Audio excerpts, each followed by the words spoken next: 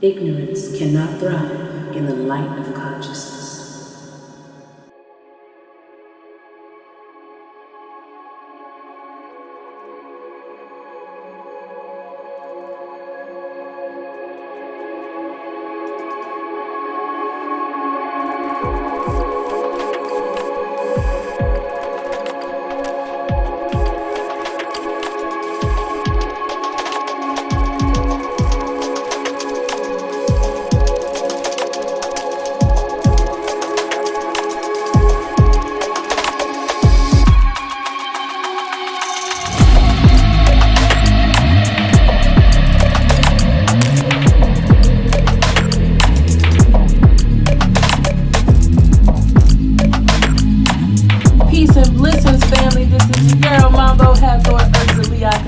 AKA the Voodoo Diva, baby. We back with another one. We are going to be discussing none other than that cosmic creation energy of Damballa Wedu, AYIDA Wedu.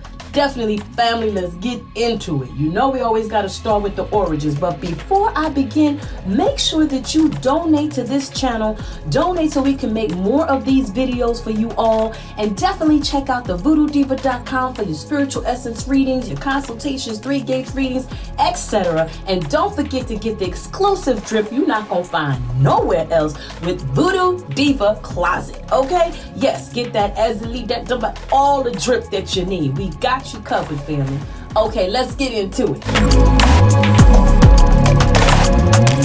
Okay, so let's talk about the origin of the energy, the Loi, Damballa Wedu, AYIDA Wedu, right? Now, first and foremost, you have to understand this is primordial essence of creation energy. We're talking about deeply powerful cosmic creational energy. Okay, you have to look at the sperm, for example. How it even makes its way into an embryo. It is the sperm, the serpent, going to the egg. Okay? You have to understand that's the essence of life that collides to give physical existence. Okay? And when you look at it, many ancient cultures have believed in the serpent energy for eons. Okay? And many civilizations also have believed that human beings are a creation of the reptilian. Why, you may ask? Well, let's take a look at an example. Okay? Now, it's been said over many ancient cultures that a serpent race created human beings, okay, i.e. the reptilians, right? Which basically, it's not too far-fetched from the fact that even folk tales, and when you even look at the Bible, the quote unquote, was given that was said, let's create men in our image, okay? But it makes you think for a minute. What groups are we speaking of?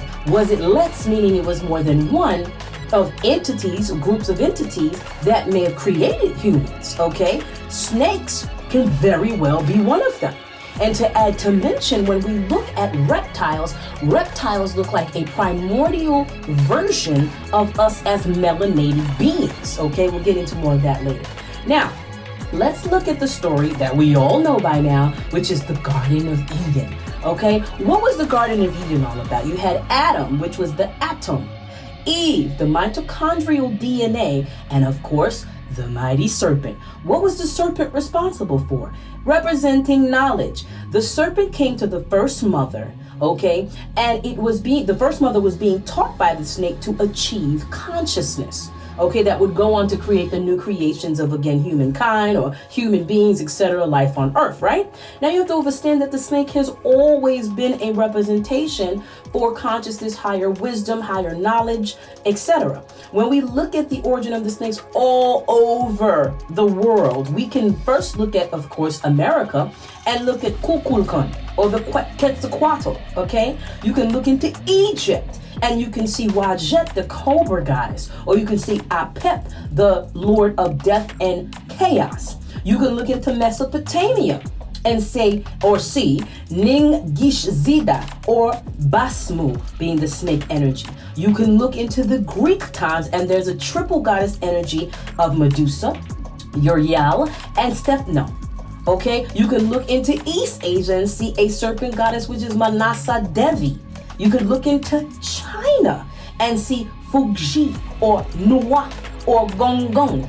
all over the world has been celebrated with this serpent energy. Of course, when you even look into India, you also will see Shiva and all these other important figures with that snake around them at all times. So higher wisdom, higher resonance.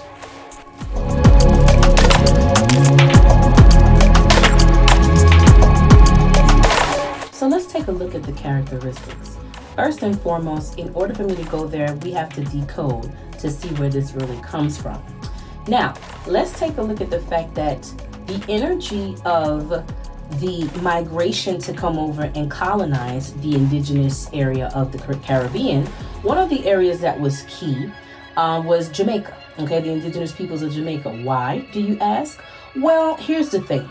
The church in Islam, okay, had put together to go on a not only conquering territory, but also a religious conquest that dealt with the fact that they were trying to go there to take away demonic possessions. They had heard that there was possessions going on amongst the indigenous peoples. And that was something that made them feel that, well, where, if we can cleanse them, then, we can just, make them better, if you will. So they, in their mind, they were impure. Now, this brings me to the fact of Dutty Boukman, okay? Because Dutty Boukman was not a slave, folks. This was a Muslim priest, okay? He was a Moorish priest, if you will. Now, the name Dutty Boukman alone does raise some eyebrows. I doubt that was his real name, because remember, Dutty just means duty, and Boukman is of the book, if you will. What book was that at the time? The Quran, okay? In terms of Islam. So you have to understand that they took together, and this was a conquest that the church in Islam was putting together so that they can go and, I guess, do exorcisms, if you will, to get the demonic possessions out of the, indigenous people of the Caribbean. All right? No, the Americas, if you will. Now, with that being said, you have to understand the first biggest way to colonize anywhere is religious conversion. But when Dutty Boukman took to start looking into this, he saw that things were being done in a very extremist type of way, okay? They were treating the people inhumane. We're talking about torture. We're talking about killing, whatever it took to be able to enforce this particular sect of how to do things, okay? Or to get this demon out of them, quote unquote, right?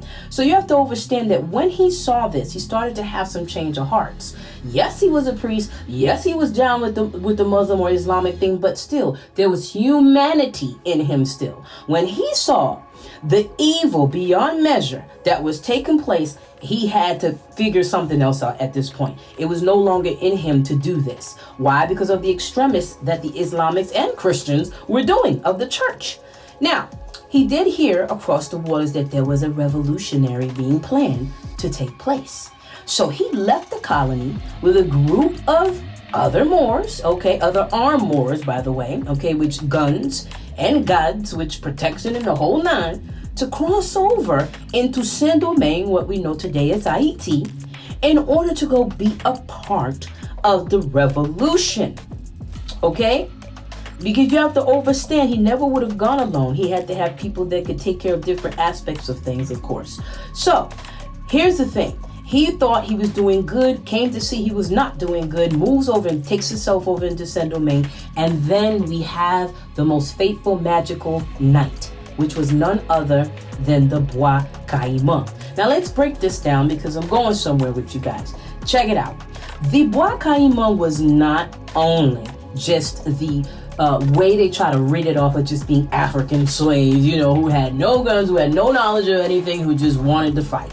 It was so much more. There was so much more glory involved in this. And this also was one of the first real official world wars. Why do you ask? You had the superpowers of the entire world, France, Britain, and Spain, all together as one to come and try to conquer a Caribbean area, or a part within the Americas, if you will, of the New World, right?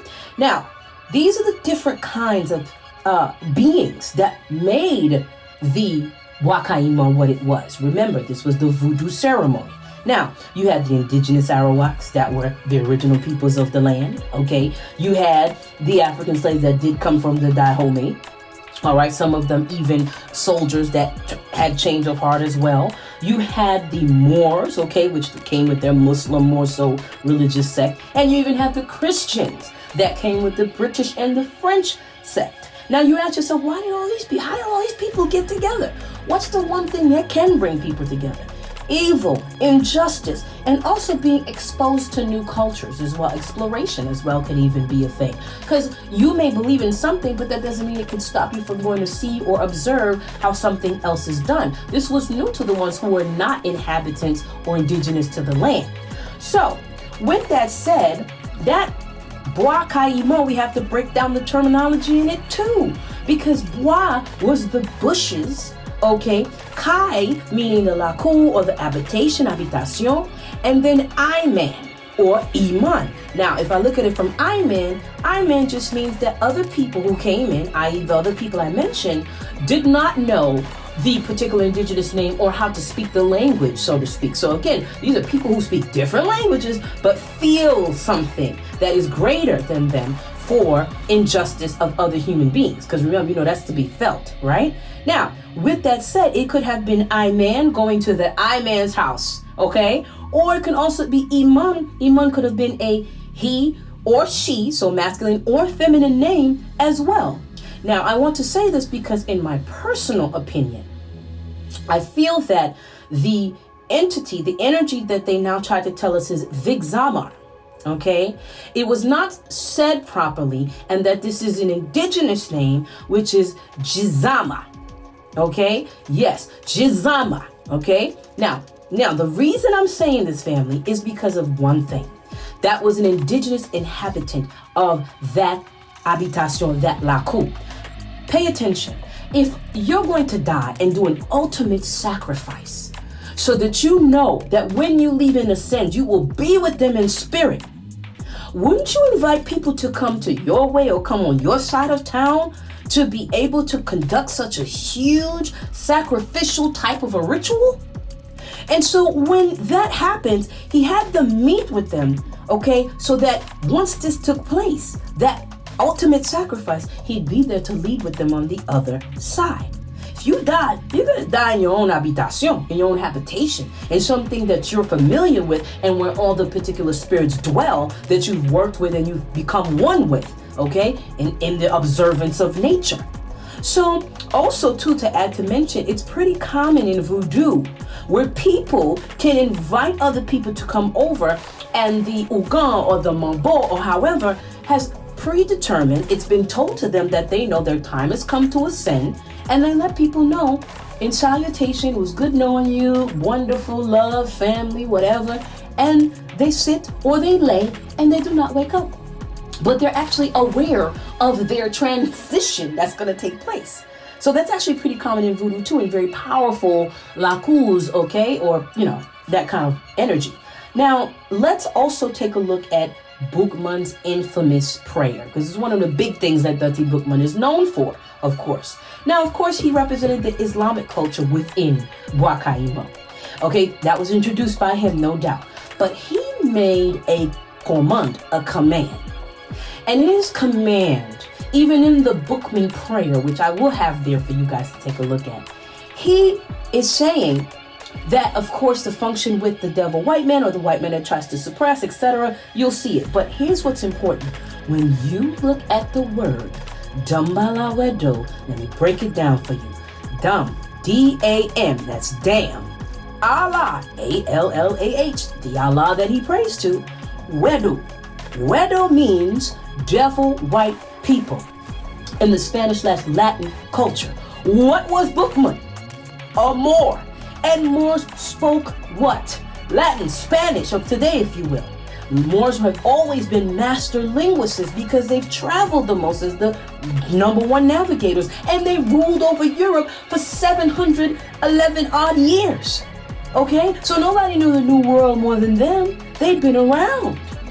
And so you have to look at all of this to understand just how pivotal it was. This basically meant, once again, damn them Allah, the devil white people. Damn them Allah, those devil white people, those Wedos. Okay? And still in many parts of the Americas, they use that Wedo term to explain the devil white people, if you will. The oppressors, those that are doing those kind of heinous acts to other human beings. All right? Now, we have to look at the vibration of what the real name was before other influences started to come in. You got to take a look at the fact that there is national vibration when it comes to names, and there are also regional vibrations when it comes to name.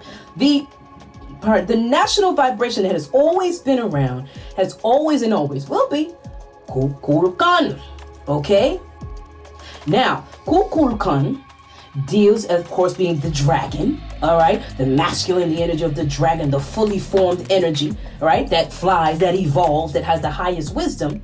And what's so amazing also, I'll have you know, is the Kukulkan was also a root word energy for what America was truly named before it was changed to Amarukan. Okay? So it came from root word energy of the Kukulkan. All right, so look at that. Now, let's also take a look at the regional state or vibration of the energy. AYIDA.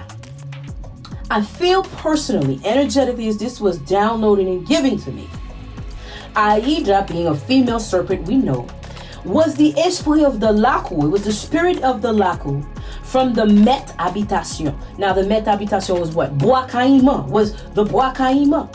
So it had to have been the leader, the head Ogun, the head of, you know, Mambo, the head chiefess, if you will, that would have had to give that name. They would have had to been the ones, the esprit of the Laku, okay, would have had to have given the name to that spirit. Okay, it was indigenous. Remember, the others that were there did not know the language. AYIDA, AYIBOBO, AYITI. All of it is interconnected, giving you a high sense of that native sound and frequency. Okay? So remember that, family. This is how it went down. Okay? Now, what I'm trying to make sure you guys understand is that the original name, really, now that all I have to say is AYIDA. The Wedos will always mean those devil white people. So AYIDA, get them devil white people.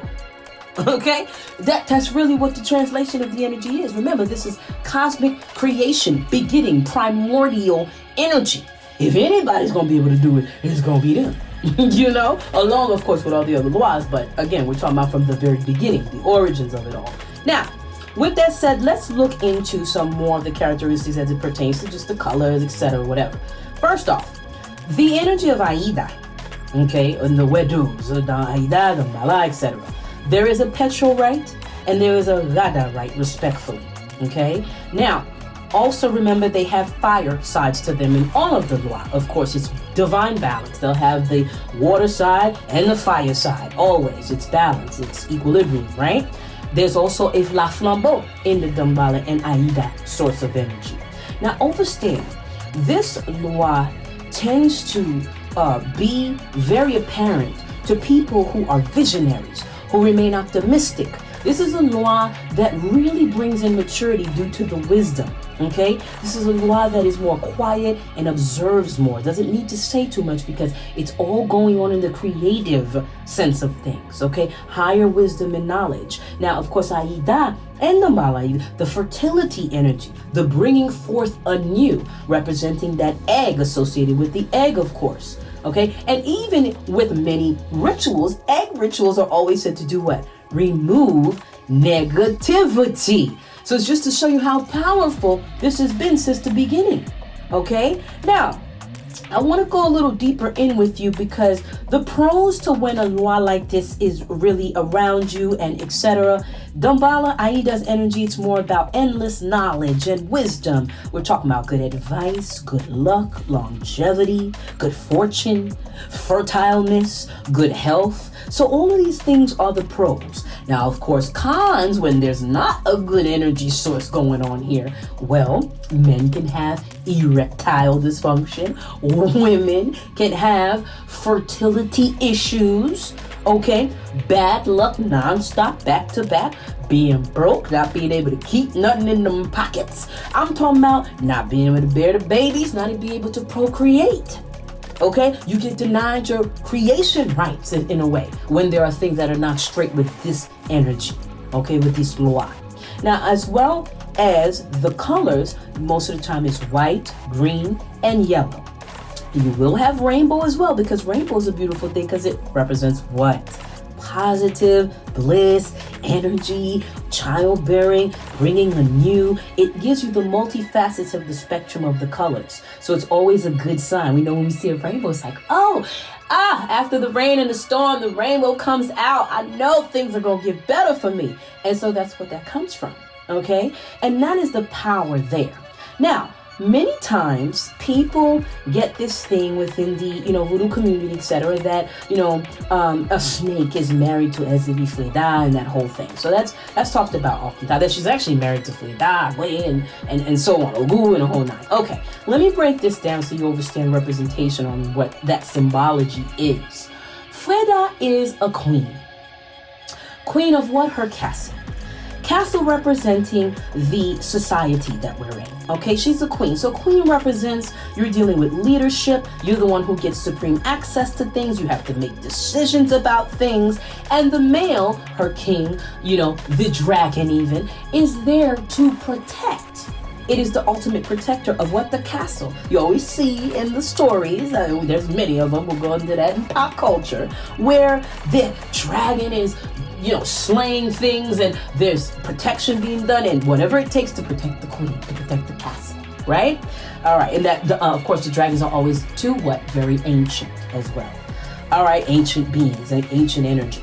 So, with that being said, please understand that it's not so much more of a marriage, it's symbology, family. Okay, this is a mastery loi energy we're talking about. And this loi gives wisdom, it gives wealth. She is a queen, so she has to have these types of things in order to be a good leader or a superb queen, if you will, right? A queen that's making moves.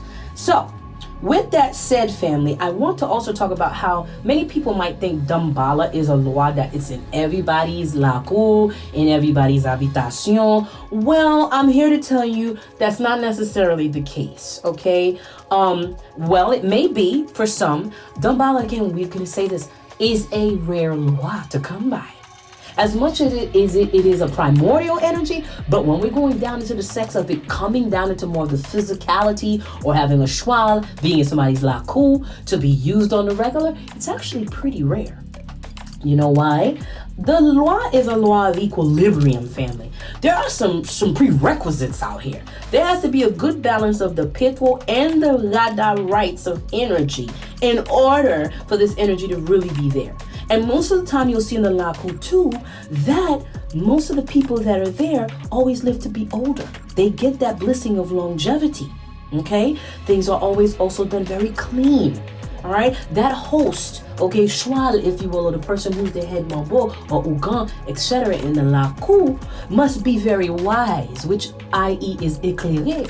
Fok mambo, fok ugan, éclairé. Because this is a visionary law. This is a mastery law.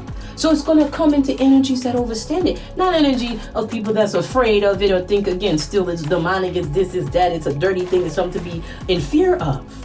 Okay? So please make sure that you understand that whole vibe in it too. Okay? Now, before I go forward, this is being brought to you by Shankan Studios. Please make sure that you donate and that you give us the energy and encouragement to continue going for more videos like this. Also, check out the Voodoo Diva Closet, baby! And also make sure that you get onto www.thevoodoodiva.com for all of your consulting, reading, spiritual work, etc., all of your needs to be met within this journey.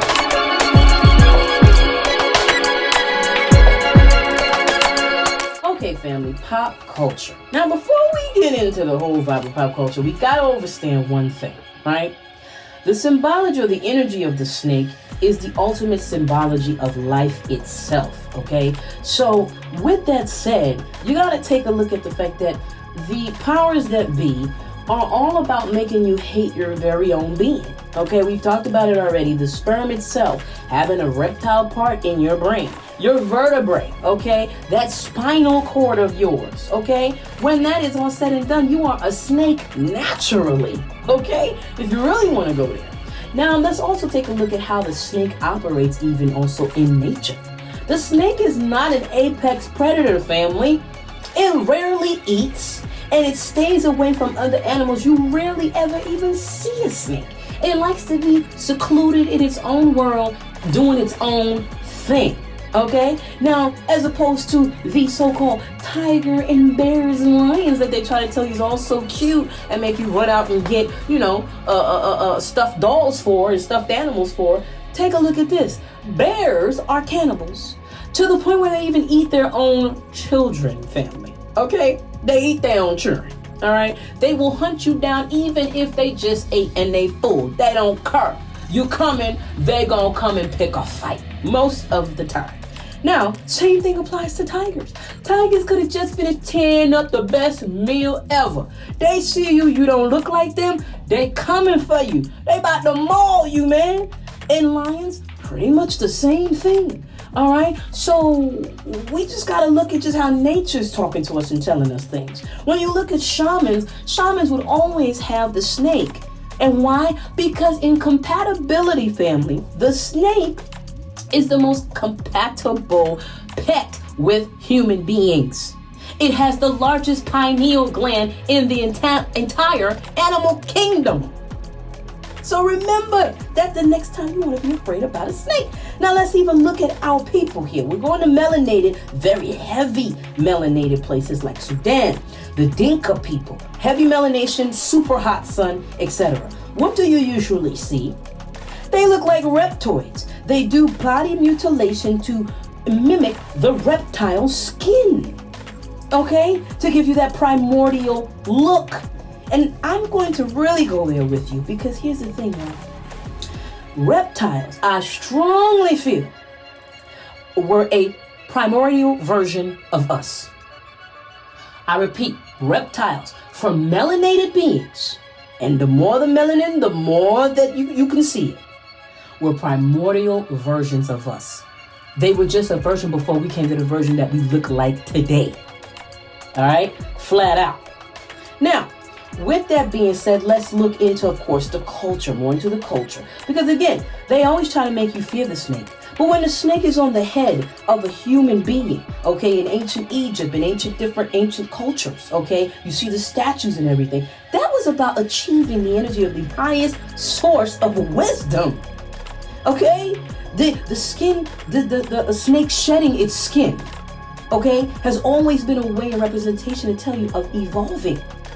Bypassing your wrongs that you can become anew.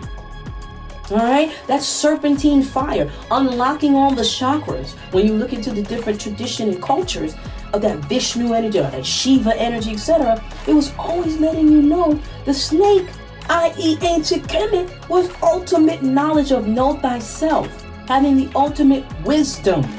Okay, but again, we've always been taught the opposite. Why? Because when you conquer fear, you can no longer be played. But fear is stronger than love. So you have to understand how we are manipulated to be in opposition with our very existence. Okay? That's kind of how the whole function works. When you look at the dragon, the snake to the dragon is the caterpillar to the butterfly. The caterpillar, the snake, it's on its body, it's wiggling its way, trying to make sure it can grow to transform. When it transforms, the butterfly fly, butterfly. And then the dragon does the same. It evolves and it flies. It has wings. It now can be airbound. So it goes from land and the water into the air. Isn't it powerful? It's beautiful. But it's just showing you the evolving state. And that this is the most closely related animal and symbology spiritually to us as a people.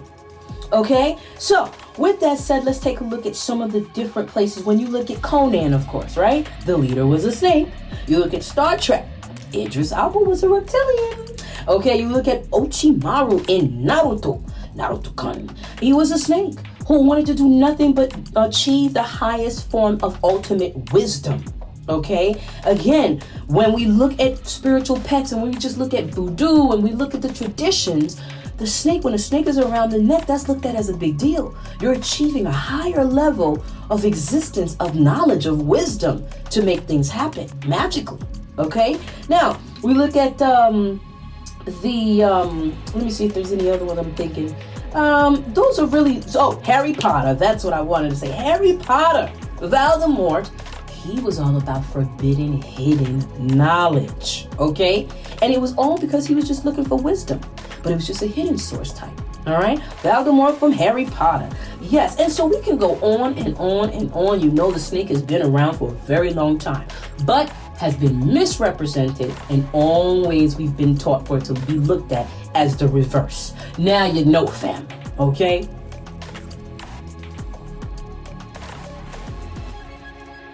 Okay, family, so in personal experience, we do know, of course, you look at like the medical symbol for the snake, and that's always going to be, you know what I mean, serpent energy.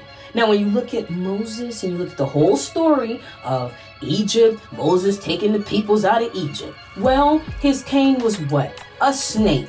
When you look into it, what happened? The moment people started asking questions to Moses, like, man, listen, man, we in the sand and it's hot in this desert and we hungry. What we gonna do?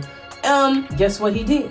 He ended up having his staff to show his power and show him that you can't ever not believe when God is doing something, and transform snakes, okay, all up from under the sand, etc., as a sense of punishment to teach the people that, oh no, you're not supposed to question anything. So again, right, the energy of the hypocrisy. The snake is powerful and all powerful, but yet it's deemed as demonic by Bible, right, by biblical people, right, who believe in this stuff.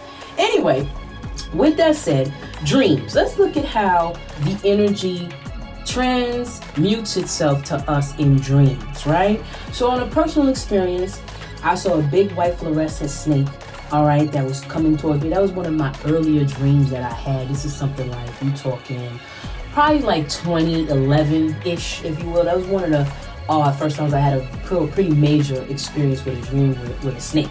And also, I want to say in Kaipi 4, when we do ceremonies to feed the energy of AYIDA, etc., they always show up. The snake always shows up. It shows up in the laku. It does its rounds around the laku in nature, and then it's out. But it lets us know, I see you, I'm here to accept or to receive what is mine, and I'm giving you confirmation. Now, that is not something that will happen likely to many who can say that, only because not only is Damballa a rare loa who doesn't really come up too often in the first place, but on top of it, if one is afraid, and there's many that are afraid around, he will not, that energy, period, he, she, etc., will not show its energy to people who are in fear. That's another thing, right? So, anywho, when snakes usually, you show that they're, in your bed, or, you're being given eggs, if you will, things like that, snakes coming out of your body. A lot of the times, that energy can let you know that you're chosen or claimed, okay? And that loa is a law that may be claiming you, and also for you to go deeper into your spiritual path and awareness. When you see the dragons, that one is for masters, okay? That's mastery stuff. You don't see dragons too often in a dream, okay? Now, I also want to say too that many a times in voodoo, okay, you will see that when a woman is on the hunt to have great amounts of power and wealth, she will go to marry the loa Damballa Wedo, but truly the AYIDA aspect, right? She wants to become the feminine serpent energy to that Damballa energy, to be able to get the money, the fame, the whatever she's looking for in her business, etc. A lot of times when that happens, though, they can wake up and see that snake right next to them every day. So it dang sure ain't for the faint and heart. And that right there don't sit right with too many people. And when you really just look at all the cultural background, women, when you see them in most times of movie shows, etc., doing something, they always control men with a snake. Or they make people submit to what they're doing by using the snake energy. Okay? Even when you saw Marie Laveau and all of the awesome pictures they've done of her, there's a monumental one where she has that snake right around her, right? Voodoo Queen. So just giving you that whole vibe of it. But we have to remember that snakes are a good dream. Being bitten by a snake. But now when you see a snake is running away, and there are other little instances, which of course if you need help, you'll be able to consult about this. There are some times too within snake dreams where you do need to be alarmed, Like I said, just a quick example is when, the snake's running away from you. You know what I mean? So that represents something telling you that you're running away from your true power and source. Or your true power and source is not being turned on and used as yet, and that you need to, right? So all in all, family, this experience and personal experience, I've always had a very strong connection with the Damballa energy. Going to Kaipifo, being a part of ceremonies where I got very privileged to see Damballa on several occasions. Again, remember, Kaipifo is ancient. Kaipifo has an elder that is 101, turning 101 right in this month here as we speak. And so there, again, the power and the energy is strong, okay? Damballa, AYIDA, but really AYIDA, AYIBOBO, AYITI, okay? That's really what it is. Knowledge is power, family. So, to find out how to connect more with this law, to be able to get the new Damballa or AYIDA Wedo candles that will be coming in from the Voodoo Diva candle collection, you definitely gonna want to log on to www.thevoodoodiva.com. Boogaboo! Go up in that store and be lit with it, because we coming with the information and the knowledge, but we also want you to take charge and take back your power.